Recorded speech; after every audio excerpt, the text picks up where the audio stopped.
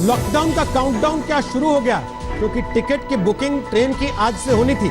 लेकिन इस वक्त की बड़ी खबर यह आ रही है कि 4 बजे से जो बुकिंग ट्रेन की शुरू होनी थी वो अब 6 बजे से हो पाएगी, क्योंकि रेलवे की वेबसाइट अभी अपडेट हो रही है। IRCTC की वेबसाइट जिस पर की टिकटों की बुकिंग की जाती है वो अपडेट हो रही है। 4 बजे से बुकिंग का समय दिया गया था, लेकिन वेबसाइट हैंग हो गई, बुकिंग रुक गई कि 4 बजे से जो बुकिंग शुरू होने वाली थी वो नहीं हो पा रही। लगातार लोग कोशिश कर रहे थे, लेकिन वेबसाइट काम नहीं कर रही थी।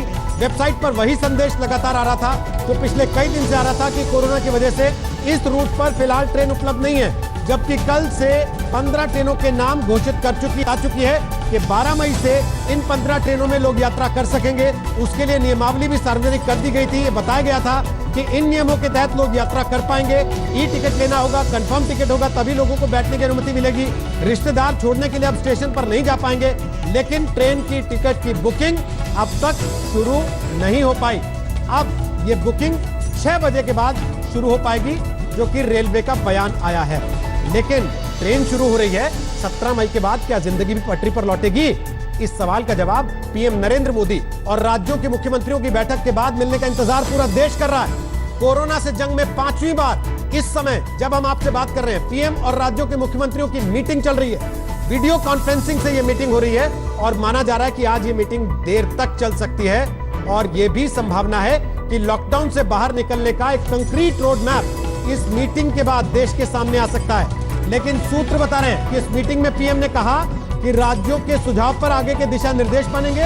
दूसरी तरफ ममता बनर्जी ने केंद्र पर राजनीति करने का आरोप लगा दिया। ममता बनर्जी ने कहा कि केंद्र संघीय ढांचा बरकरार रखे। उन्होंने यह भी कहा कि केंद्र सरकार बंगाल को जो चिट्ठी लिखती है वो हम तक पहुंचने से पहले मीडिया में पहुंच जाती है। और इस सब के बीच लॉकडाउन खोलने की दिशा में एक बड़ा कदम रेल सेवा शुरू होने को माना जा रहा है, जिसकी हालत क्या है हमने आपको अब से कुछ सेकंड पहले बता दी है। शर्तें बहुत सारी रख दी गई रेल यात्रियों के सामने, लेकिन क्या लॉकडाउन खुलेगा? क्या ट्रेन खुलने का मतलब जिंदगी के आगे बढ़ने की दिशा में एक कदम माना जाए?